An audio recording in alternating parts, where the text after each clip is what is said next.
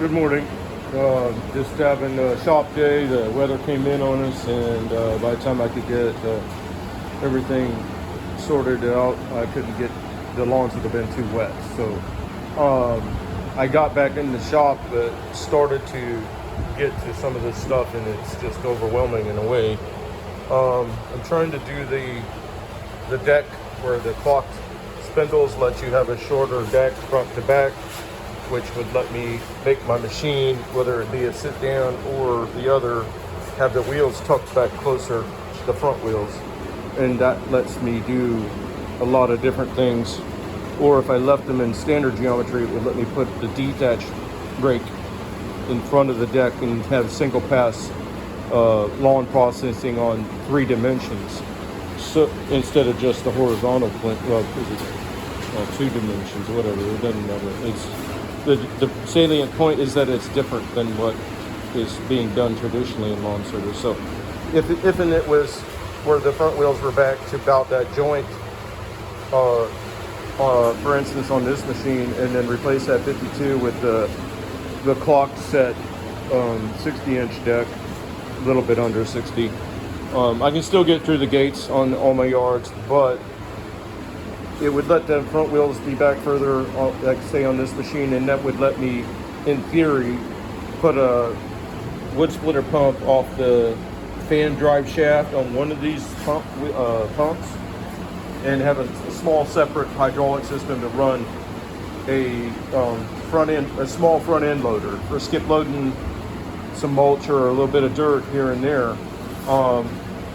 It's an in-between type scenario. You know how it is, guys. You've always had jobs where it's like, well, it's too big a job for this machine, too small a job for that machine, and there's a bit of frustration in that because of the, all the way down the line of decisions that come into how to be there with the most efficiency.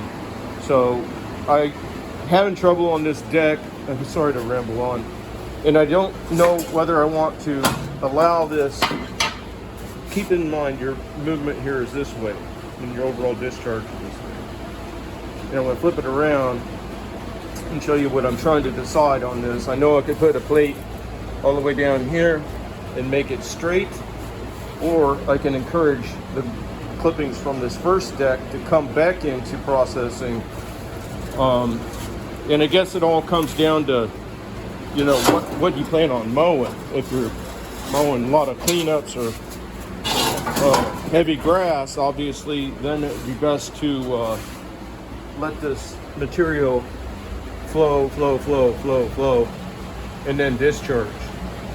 And I would open up this discharge, do whatever it takes to get rid of the bottom rip.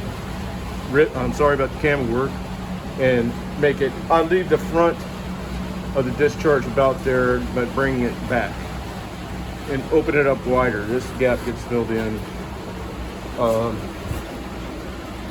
So I guess the big question here is stopping me from moving forward is to leave this kickback, and that would throw that grass back into the, I know Wright was doing that, what I call chambering. He was even putting a small height ridge here so that the material is floating up there.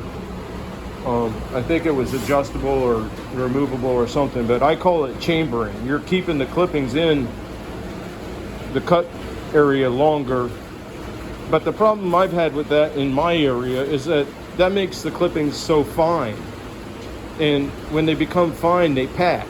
And they'll pack a deck, and they'll then come out in watts. For most of my scenarios, I find it's better to get the material out, and I'm mowing higher on everything for environmental reasons and the lawn's health, and leave those clippings in a bigger form on top.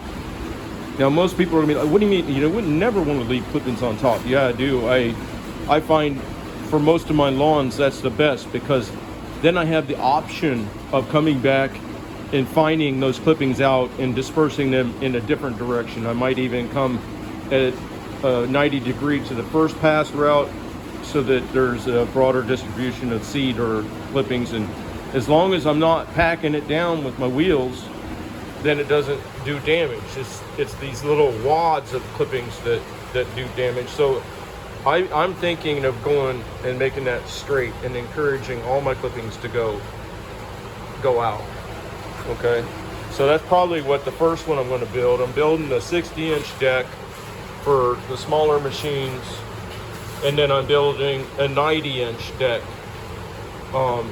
Then that if there's lawns in between, the hell with it. I'm not gonna.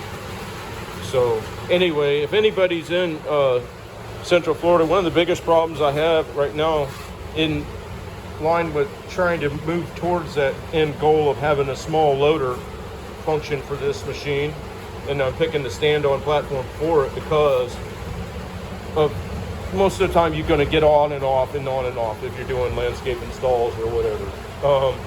Well, I just for some reason wanted to use these snapper gas tanks. It's the old rear engine rider, and there's a few variations of it. This is the one I prefer, but I'm having a hard time finding them, and I needed this reserve fuel function so I wasn't out of fuel on somebody's yard. And this one's cracked, so I need one and I can't find it. Of course, not having time doesn't really help either, but there's that. And then this machine as it sits, and I don't know if that would change with these modifications. You should never modify your machine, okay? As it sits though, it is amazing at putting final grade on 57 rock, gravel, fine gravel, or compactable soil. Now with all things, if you've got organics mixed in it, you're going to have trouble. It's going to wad and screw up your thing. But I did a backfill, and I did a pool pad for a circular above ground pool. After I got done, we threw the level down, and it was not even outside the line margins, and that's just by eye. So skip loading the dirt to around behind the backyard with that, stacking it up, and then getting this machine on there and just riding around with the blade on there. Now this is a machine I also have the rake on a lot of the times, the detach rake. It lets me set those lines. So also in the mix is problems with this grapple, where I want compound action.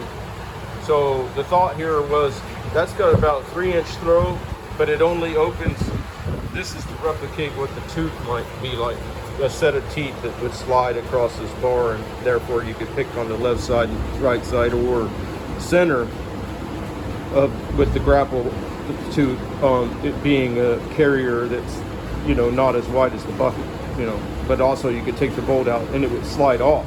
Now the problem that I ran into is with 3 inches throw, which was the only cylinder I could fit without rubbing on the tire or whatever.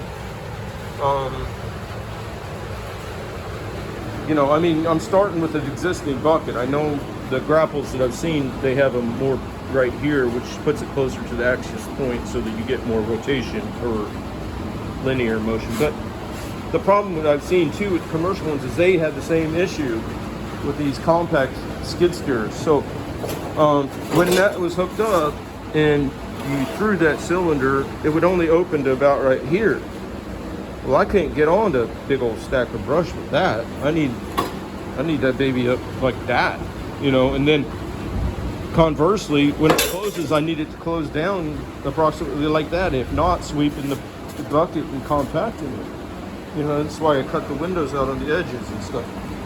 But anyway, to get that, the only thing I can think of now is to maybe cut another set of holes, put another square rotation fixture here, and put the tooths on that.